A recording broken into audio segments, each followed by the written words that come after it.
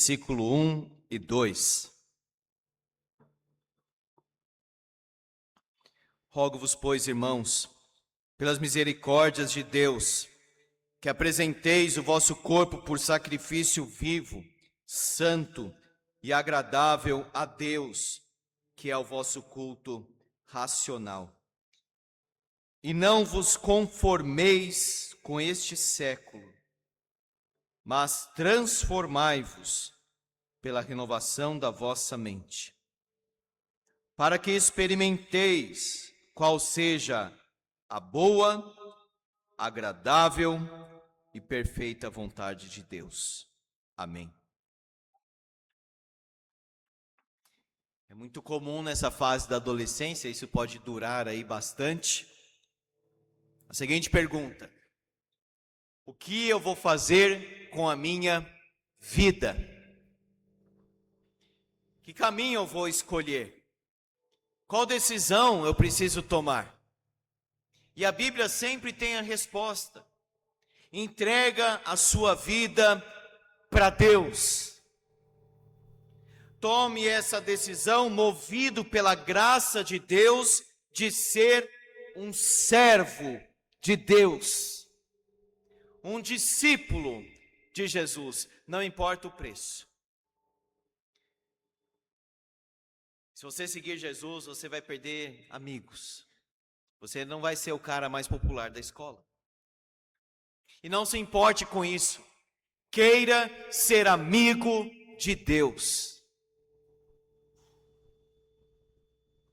É importante observar os verbos do texto. Você tem alguns aí. Apresentar, conformar, transformar e experimentar. Se você separa os verbos do texto, muitas vezes você já pega mais ou menos a estrutura do texto. E você tem basicamente duas ordens aqui, dois imperativos: apresentar e renovar. Apresentar o corpo, ou seja, dedicar o corpo, e renovar a mente. Essa é a estrutura básica aqui. Das exortações do texto, a exortação da graça. Duas: consagre o seu corpo a Deus e renove a sua mente. É interessante que Paulo coloca aqui: rogo-vos, pois. É uma consequência do que ele disse. Como se Paulo estivesse afirmando: diante disso, meus irmãos, sejam obedientes.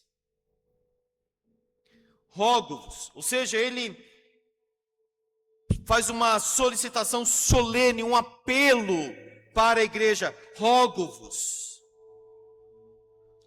Paulo, desde o capítulo 1, vem mostrando que a ira de Deus se revela do céu contra toda a impiedade e perversão dos homens. Nesse mesmo capítulo ele escreve para os romanos dizendo: estou pronto para pregar em Roma e anunciar o evangelho de Deus, porque o evangelho é o poder de Deus para a salvação de todo aquele que crê. E os homens precisam do evangelho, porque rejeitaram o conhecimento de Deus e caíram em práticas pecaminosas. Quando nós negamos o conhecimento de Deus, nós caímos, nós somos lançados e abraçamos o pecado com vontade, porque negamos o conhecimento de Deus. No capítulo 2 e 3 de Romanos, então, Paulo quer mostrar que todos estão desligados de Deus, fora de Deus. Todos pecaram e carecem, estão destituídos da glória de Deus. Mas o Senhor foi gracioso e enviou o seu Filho para nos salvar, para nos perdoar e nos justificar pela graça mediante a fé.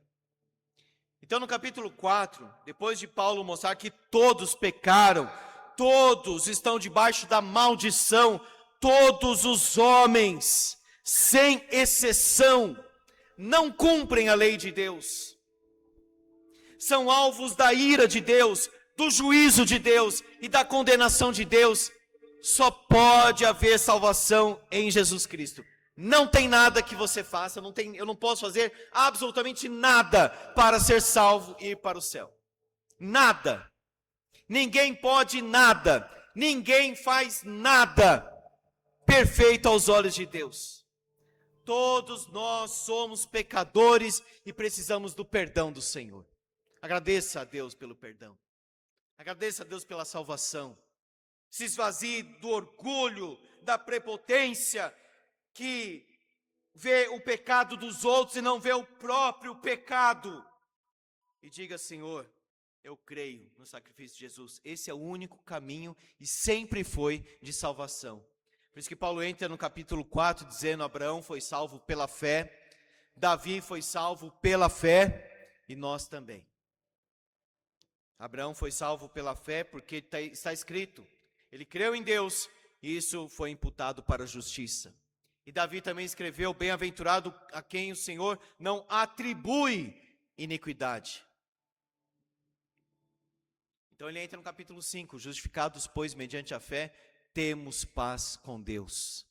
Deus nos libertou da escravidão do pecado e agora nós somos escravos, ou seja, nós somos de Jesus Cristo, livres.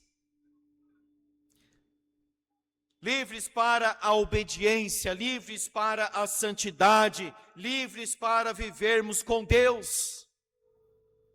Capítulo 8, então, Paulo diz: já nenhuma condenação há para os que estão em Cristo Jesus. Porque agora o Espírito Santo habita em nós. Nós somos adotados, nós somos recebidos por Deus como filhos. Deus nos predestinou para sermos conformes à imagem do seu Filho. Deus nos chamou, Deus nos adotou, Deus nos glorificou. Se Deus é por nós, quem será contra nós? Nada nos separa do amor de Deus. E aí então o apóstolo Paulo começa em Romanos capítulo 9 a 11, mostrar o plano da redenção.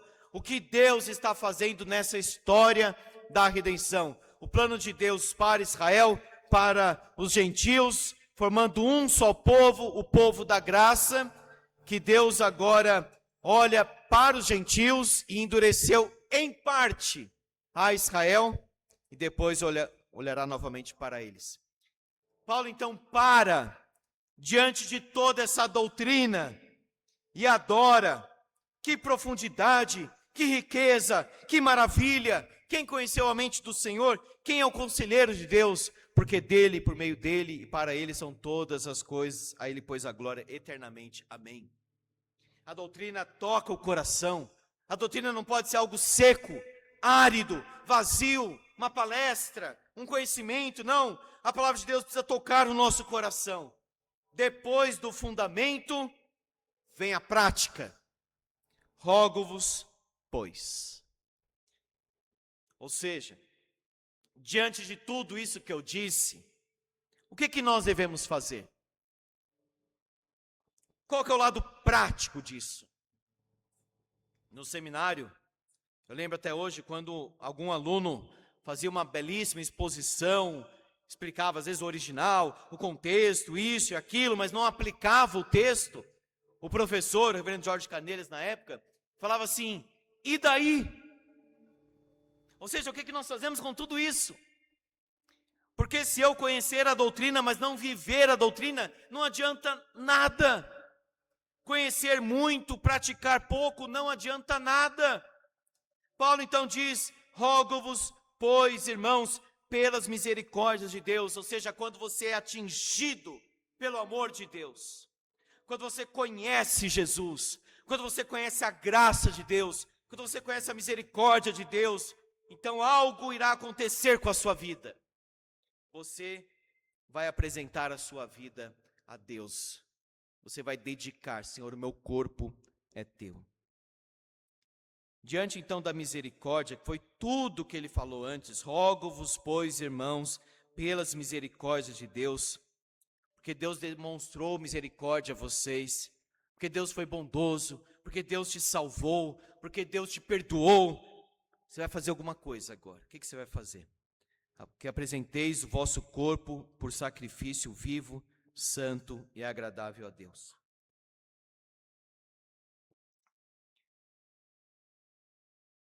Seu corpo é de Deus. Não é somente o coração, naquele sentido, o homem interior, o espírito, não o espiritual, não. O corpo. Ou seja, toda a sua vida você apresenta a Deus e diz: Senhor, é teu. A minha língua é tua.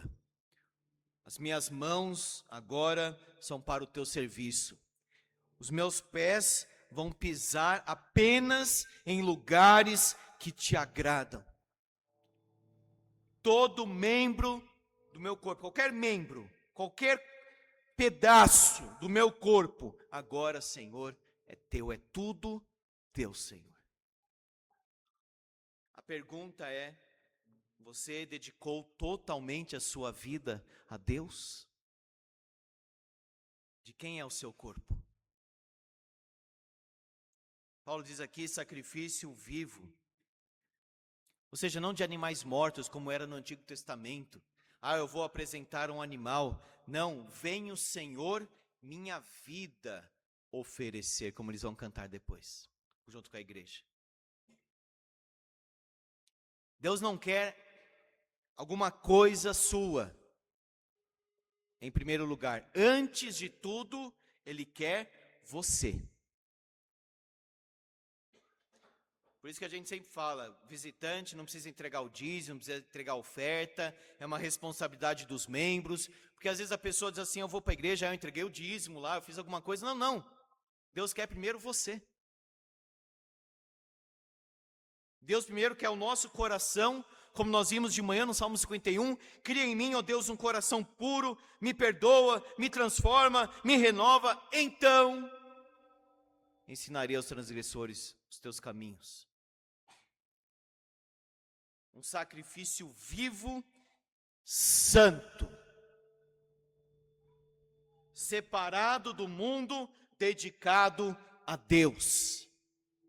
Crianças do Senhor, adolescentes santos, jovens santos, adultos, idosos santos, um corpo santificado a Deus, não prostituído, não fornicação, não imoralidades, não olhar aquilo que Deus abomina, não, santidade a Deus. Fala para o Senhor: Deus, eu quero ser uma pessoa santa, consagrada, separada para o Senhor. Os adolescentes, jovens, sofrem muitas tentações. Precisa ser muito firme para resistir. Para fazer tudo no tempo certo como Deus mandou. Para não acessar sites imundos da internet. Para não ficar namorando, ficando, olhando e fazendo essas coisas que a carne deseja.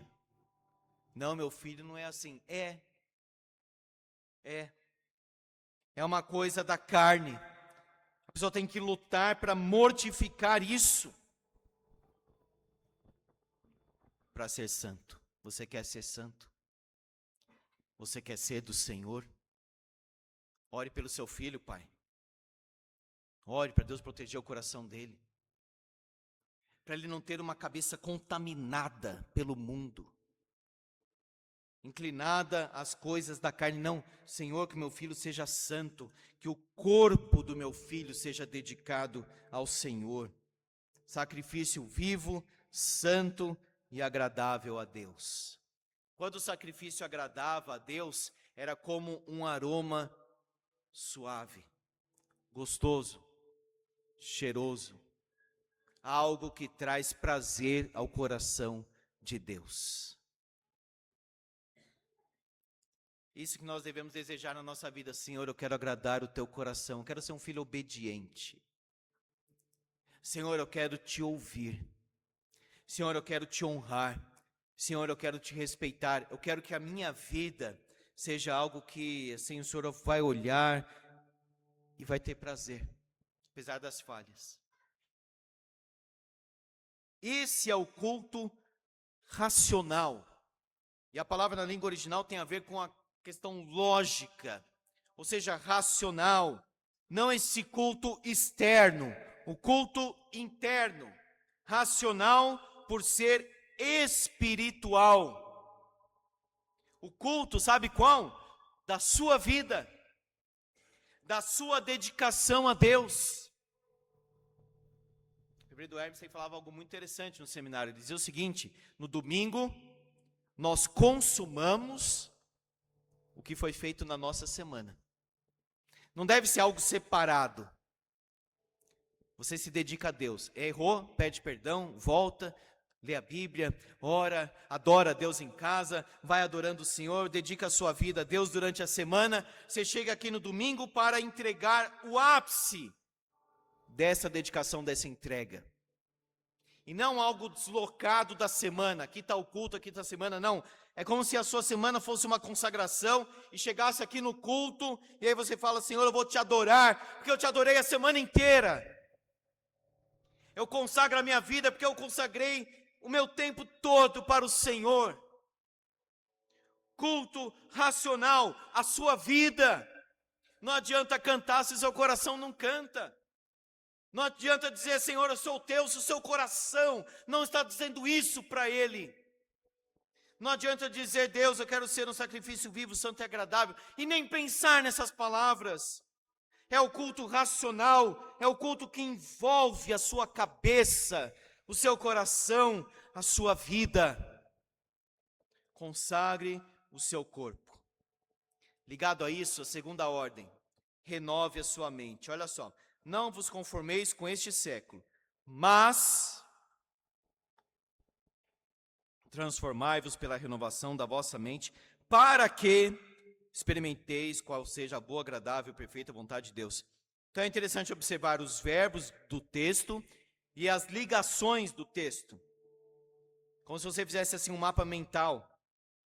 E, mas, para que, e aí você vê como as coisas estão ligadas no texto. Isso é estudar a Bíblia. Não vos conformeis com este século. O que não fazer, o que fazer, como fazer e para que fazer. Se conformar aqui é tomar o molde mesmo. Por exemplo, essa água está dentro desse copinho aqui. Então ela meio que toma a forma do copo. Se eu colocasse em um outro vaso, ia tomar a forma. E aqui está no sentido passivo. Ou seja, eu não posso deixar que este século, este mundo, as coisas desta vida, o modo como o mundo pensa, seja um padrão para mim. Ah, por que você faz isso? Porque todo mundo faz. Por que você quer isso? Porque todo mundo quer. Você vai entrar na arca? Não, só Noé entrou. Eu quero ficar com todo mundo aqui fora. Já parou para pensar nisso? Só 8 pessoas. Você quer ficar com a multidão sem Deus ou com o remanescente com Deus? Você quer seguir Jesus e andar com Ele, colocar os seus pés onde Ele colocou o dele? Ou você quer seguir este século, o mundo, ir atrás do que os famosos fazem? Ah, eu quero ter um cabelo igual ao dele. Ah, eu quero ter aquela roupa de marca porque os outros também têm. Ah, eu quero falar desse jeito porque todo mundo fala. Ah, eu quero imitar essa modinha. Por quê? Porque todo mundo faz. E a internet tem usado isso como se fosse uma formatação em massa. Todo mundo começa a fazer uma coisa, não tem o menor sentido. Mas fica aquela coisa de repetição, está todo mundo fazendo, eu não quero ficar de fora. Eu não posso me sentir assim deslocado. Eu não estou pertencendo ao grupo, então eu vou começar a fazer. Eu vou imitar os outros. Então Paulo está dizendo: não se conforme, não tome a forma, ficar amoldado com este século, rejeita o mundo. Transformai-vos pela renovação da vossa mente. É aqui que Deus trabalha e é aqui que outro também trabalha, Satanás. Ele quer mexer com a mente, o jeito da pessoa pensar. Porque o modo como a pessoa pensa define o comportamento dela, os hábitos. Por isso que tem as teorias do conhecimento, que depois vai para o comportamento. Como a pessoa enxerga, como a pessoa entende as coisas, qual que é o padrão que a pessoa tem na sua mente. Transformai-vos. Eu não quero me conformar com este século. Como você faz isso? Eu não quero ser do mundo. Ok, como você faz isso? Transformai-vos. Como eu me transformo? Pela renovação da mente. Agora, se a pessoa passa mais tempo nas redes sociais, Instagram, um monte de vídeo inútil, YouTube, um monte de coisa que não serve para nada, WhatsApp, um monte de gente mandando coisa também que não faz sentido, e você passa pouco tempo com a palavra de Deus, este livro aqui, não vai ter a mente renovada. Vai seguir o padrão deste século, do mundo, não será uma pessoa transformada, porque não está lendo. Meus irmãos, Deus nos deu um livro, Deus escreveu a sua palavra, não tem outro jeito, precisa ler a Bíblia, estudar a Bíblia, memorizar a Bíblia. Satanás chega para Eva e diz: Eva, é assim que Deus disse? Morre nada. Ele estava, na verdade, tentando mudar o pensamento de Eva. E pode ver como é astuto, porque quando Eva olhou para a árvore, não parecia algo proibido, parecia algo desejável. Se Davi estivesse em comunhão com o Senhor, como nós vimos pela manhã, ele não ia olhar para aquela mulher e dizer: ela é bonita, eu quero. Ele ia olhar para aquela mulher e dizer: Deus proíbe, eu não quero. Eu vou sair, tocar minha harpa e cantar um salmo para esquecer. E quando Satanás foi até Cristo, naquele período final do jejum, onde a sua fome intensificou: se és filho de Deus, porque o pai tinha acabado de falar para ele no batismo: este é o meu filho amado. Aí Satanás fala: se és filho de Deus, faz isso, faz aquilo, quebra esse jejum, come. Tudo isso te darei se prostrado me adorares. Olha o reino aí facinho, olha o atalho. Não precisa de cruz, não precisa de sacrifício, nada. Querendo então distorcer a palavra. Existe uma batalha, que é a batalha pela sua mente, pela cabeça. Satanás está ganhando, viu? As pessoas estão indo na onda, aceitando os pensamentos do diabo, aceitando as filosofias deste mundo, deste século. Adolescente, faça um propósito diante de Deus de ler a Bíblia todo dia, sem exceção. Sabe por que eu tenho que ler a Bíblia todo dia, e você também? Porque a gente é fraco. O celular não tem, esses celulares novos têm que carregar a bateria todo dia, né? Assim é o nosso coração, você precisa carregar todo dia, toda vez, precisa orar, precisa ler a Bíblia, orar, ler a Bíblia, senão vai esvaziando, vai enfraquecendo, daqui a pouco está pecando, cheio de dúvidas, cheio de conflito, porque saiu aqui do alimento, da vida, da fonte. Renovação da mente, então, se dá substituindo os nossos pensamentos pela palavra de Deus. Como que se dará a renovação da mente? Com a palavra de Deus, com adoração, louvor, conversa boa, conversa saudável, comunhão cristã.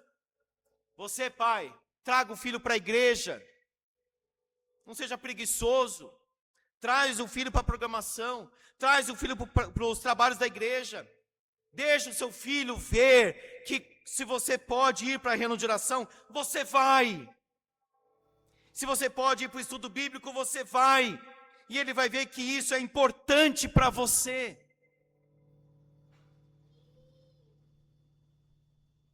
Sabe o que o mundo tem a oferecer? Nada. Nada.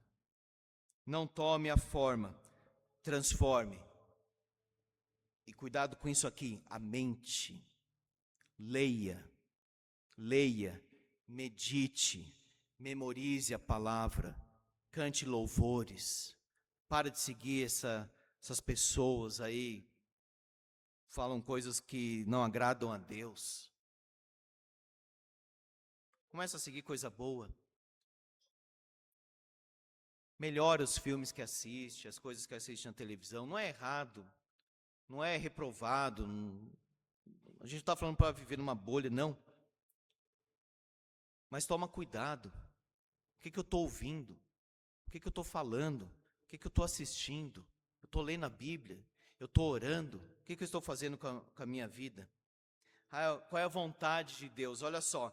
Para que experimenteis qual seja a boa, agradável e perfeita vontade de Deus.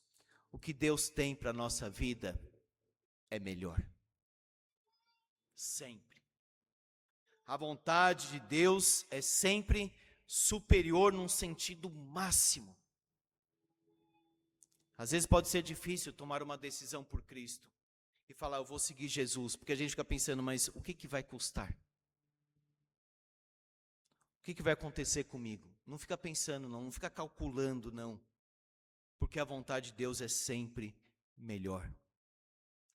Converse com qualquer pessoa da congregação que é fiel a Deus e conheceu Jesus depois. Certamente essa pessoa vai dizer o seguinte, eu queria ter entregado minha vida para Jesus antes. Eu queria ter dedicado a minha vida para o Senhor quanto antes melhor. Lá no ventre da minha mãe eu já queria ser dele. Eu quero experimentar essa vida com Deus, eu quero experimentar essa comunhão com o Senhor. Este é o caminho.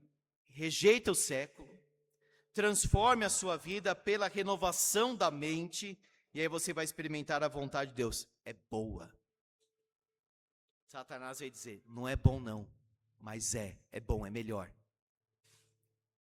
O nosso próprio coração vai dizer, eu acho que esse caminho aí é difícil, é árduo. Deus vai dizer, é difícil, é árduo, mas eu estou com você, é melhor, isso vai te tornar mais forte.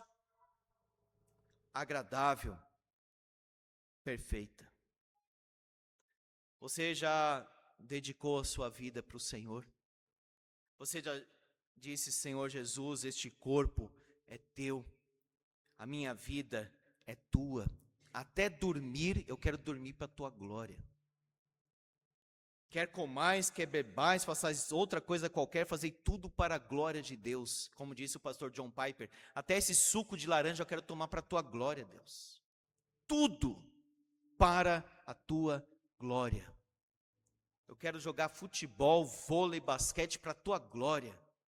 Eu quero andar de bicicleta, agradecendo a Deus pelo corpo, pela bicicleta, pela rua, pela vida, pelo sol, pela chuva. Eu quero agradecer o tempo todo, Deus. Eu quero chegar em casa e falar coisas boas para os meus pais. Eu quero falar de Jesus para os meus amigos. Deus, eu quero consagração agora total, Senhor, sem reservas.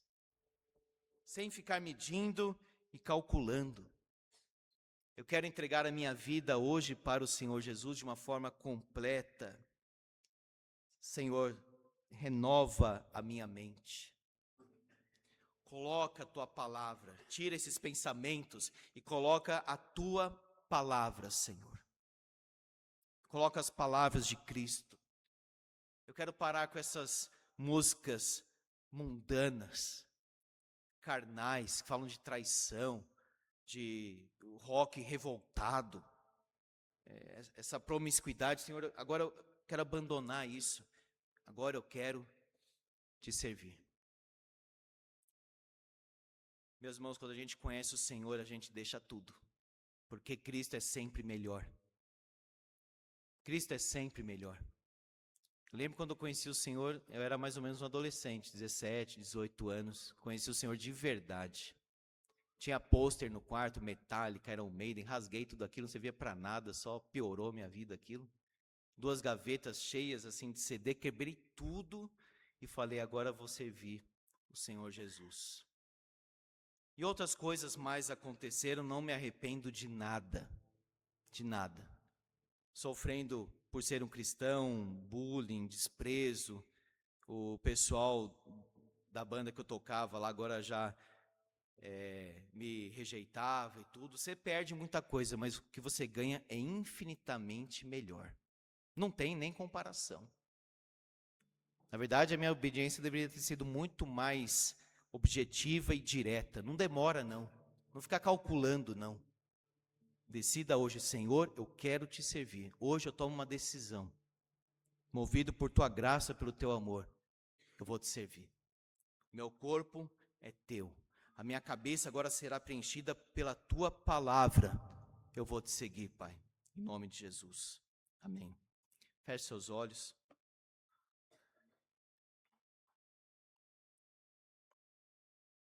Você é adulto que ainda não tomou uma decisão também, entregue sua vida para o Senhor.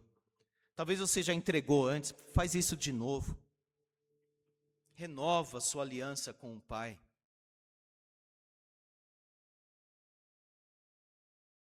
Senhor, obrigado por ser este Pai gracioso, que insiste em nos amar e perdoar. Renova as nossas forças no caminho da obediência. Vale a pena te servir. Vale a pena, Senhor, abrir mão dessas coisas que não servem para nada neste mundo, só destrói, só corrompe o coração, diminui a vida, traz tristeza, não traz alegria, traz desgosto, mata, não traz prazer nenhum. Senhor, toca no coração dos adolescentes da igreja, que eles sejam do Senhor, que eles não demorem pensando, não, mais para frente eu tomo uma decisão, não, hoje. Que hoje haja, Senhor, salvação neste lugar, nesses corações, que eles sejam do Senhor. Ó Pai, nós entregamos a nossa vida. Como nós vamos cantar agora, vem o Senhor minha vida oferecer. Tudo teu, Senhor.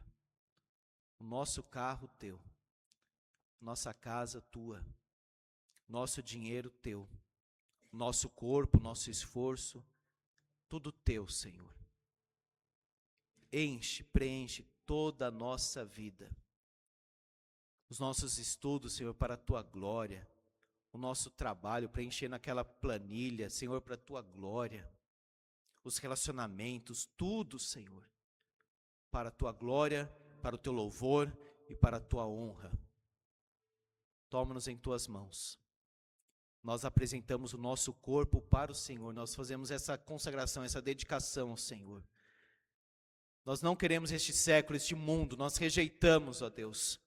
Nós queremos o Senhor. Nós queremos aquela transformação profunda, plena, espiritual. Renova, Deus, a nossa mente, para que possamos experimentar na nossa vida a tua vontade, boa, perfeita e agradável sempre.